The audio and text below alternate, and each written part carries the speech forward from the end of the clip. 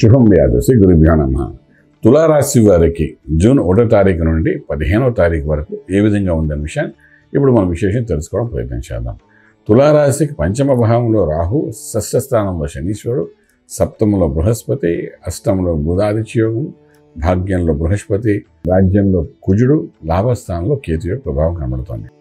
ఇక్కడ విశేషంగా చెప్పుకోవాల్సిన విషయం ఏంటంటే గురువు యొక్క అనుగ్రహం తులారాశి వారి మీద ఉండడం వలన ఎన్ని దోషాలను అది అధిగమించి యోగంలో కూర్చే ప్రయత్నం అయితే గురుడు చేస్తాడని చెప్పడానికి అవకాశం ఉంది. అయితే 5వ ఇంట్లో రాహు ఉన్నాడు, 6వ ఇంట్లో శనీశ్వరుడు, సప్తమలో శుక్రుడు ఉన్నాడు. ఈ 3 గ్రహాల యొక్క ప్రభావం కొంతవరకు మనం తెలుసుకోవాలి. కాబట్టి ఆర్థిక వ్యవహారంకి వచ్చినప్పుడు రాజ్యంలో కుజుడు ఉన్నాడు కాబట్టి, కుజుడు నీచంలో ఉన్నప్పటికీ కూడా రాజ్యంలో ఉన్నాడు కాబట్టి కొంత ఉద్యోగరీత్యా ఉద్యోగంలో చూసే ప్రయత్నాలలోని ఎక్కడైతే మీరు వ్యాపారం ఉద్యోగం చేస్తున్నారో ఆ ప్రదేశంలో కొంతవరకు మిస్ఫైర్ అయ్యే అవకాశం ఉంటుంది. తెలియని నింద నీలాప నిందలు పడే అవకాశం ఉంటుంది.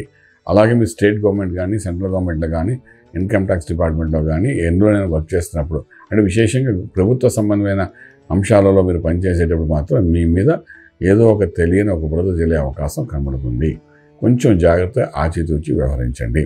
ఆ నిర్ణయం మీది కరెక్టా కాదా అని కాదు, మీరు కరెక్ట్ అయినప్పటికీ కూడా ఏదో ఒక కోణంలో మీకు మానసిక ఒత్తిడి తీసుకురావడానికి ప్రయత్నం చేస్తారని విశేషంగా చెప్పడానికి ప్రయత్నం చేస్తున్నాను.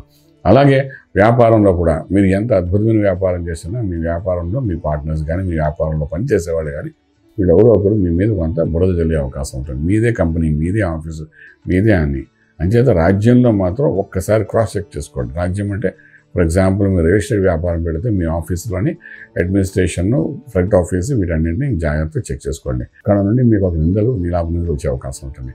అక్కడైనా మిస్ఫైర్ అవుతుందా దాన్ని కరెక్షన్ చేసుకోండి. అలా ఏ వ్యాపారం రాజకీయం అనుకుంటే మీ ఆ రాజకీయాల్లో మీ ఒక ఆఫీస్ పార్టీ ఆఫీసులోకి వెళ్ళి అక్కడ మీరు కొంచెం చూసుకోవడం ప్రయత్నం చేయండి మీ మీద ఏం నడుస్తుందా. సో రాజ్యంలో మీకు కొంతవరకు అవమానం కలిగించడానికి ప్రయత్నం మార్గాలని జరుగుతుంటాయి కానీ కొంచెం జాగ్రత్త పడాలి. ఇక వ్యాపారం అయిన తర్వాత ట్రేడింగ్ దగ్గర వచ్చినప్పుడు ఇంపోర్ట్ ఎక్స్పోర్ట్ వ్యాపారం చాలా అద్భుతంగా ఉంటాయి. ఏమాత్రం భయపడకలేదు.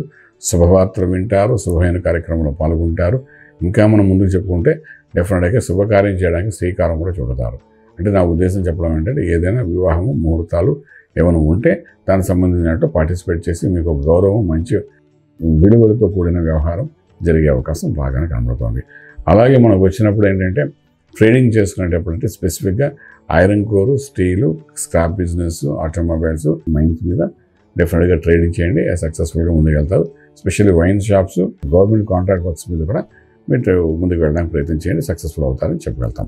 అలాగే మంత్రం దగ్గరికి వచ్చినప్పుడు 5వ ఇంట్లో రాహు కంటే 6వ ఇంట్లో శనీశ్వరుడు యొక్క ఫలితము, అష్టంలో ఉన్న రవి మీద శని యొక్క దృష్టి పడడం, ఇవి 2 కాంబినేషన్ అంటే కొంత ఆరోగ్య విషయంలోని కంటికి సంబంధించిన ఒక దోషము, అలాగే ఇండైజెషన్ సిస్టమ్ సంబంధించిన ఒక దోషము మీకు కనెక్ట్ అయిపోతుంది. ఇవి 2 కనెక్ట్ అవుతాయి కాబట్టి దానికి సంబంధించిన ప్రక్రియలు చూసుకోవడం, మెడికల్ ట్రీట్మెంట్ తీసుకోవడం చాలా అవసరం పడుతుంది. ఇక శివునికి అభిషేకం చేయడానికి ప్రయత్నం చేయండి.